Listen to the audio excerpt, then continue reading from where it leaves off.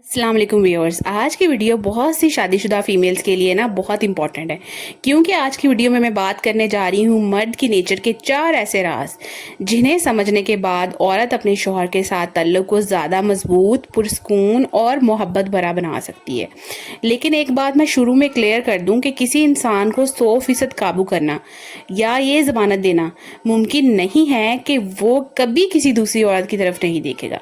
वफादारी सिर्फ औरत के रवैये से नहीं होती, बल्कि शौहर के किरदार, तकवा, हदूद और अपनी जिम्मेदारी निभाने से भी जुड़ी होती है। तो आइए जानते हैं कि वो 4 राज कौन से हैं। सबसे पहले, मर्द जो होता है ना वो इज्जत और कदर को ना बहुत अहम समझता है।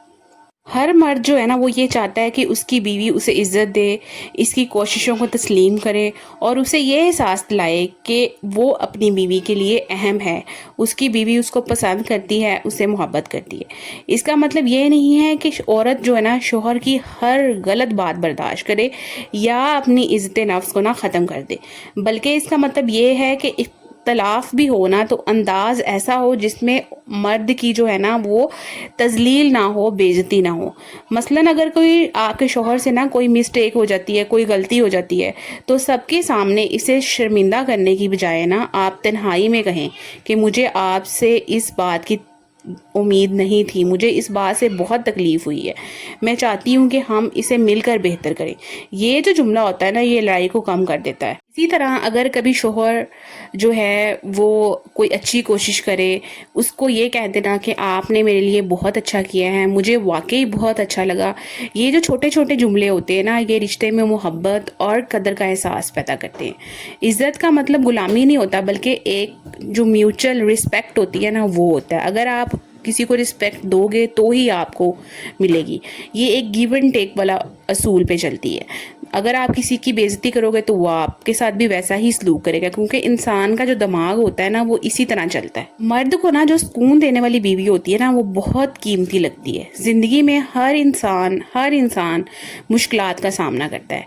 कभी उसके ऊपर काम का दबाव होता है, कभी कोई माली परेशानी आ जाती है, जिम्मेदारियाँ होती हैं और रोज़मर्रा के मसाइल जो होते हैं ना वो इंसान को थका देते हैं। एक शौहर के लिए घर इस वक्त ज़्यादा पुरसकून बनता है जब वहाँ हर वक्त तानों, शिकायतों और बहस की बजाय समझदारी और सुकून हो।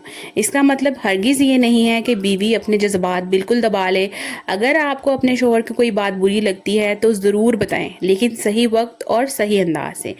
मसलन अगर आपके हस्बैंड ऑफिस से आए हैं तो आप फ़ौरन से अगर शिकायतों की एक लिस्ट बना के पहले से रखेंगी और उसको कुछ आराम करने की बजाय, आराम का वक्त देने की बजाय आप जो है ना फ़ौरन से अपनी शिकायत की लिस्ट उसके सामने रख देंगी, तो इससे क्या होगा कि वो बहुत गुस्से में आ जाएगा। आपकी बात अगर सही भी होगी तो वो उसको एक्सेप्ट ही नहीं करेगा और लड़ाई झगड़े पे बात उतर आएगी। मर्द को ना सिर्फ खूबसूरती नहीं चाहिए होती है, उसे इमोशनल अटैचमेंट भी चाहिए होती है, जज्बाती कुर्बत भी चाहिए होती है। बहुत सी ख़वातीन ये समझती हैं कि शौहर को खुश रखने के लिए सिर्फ लिबास, खूबसूरती या खाना काफ़ी है, लेकिन मजबूत शादी जो होती है सिर्फ ज़ाहरी चीज़ों से नहीं बनती।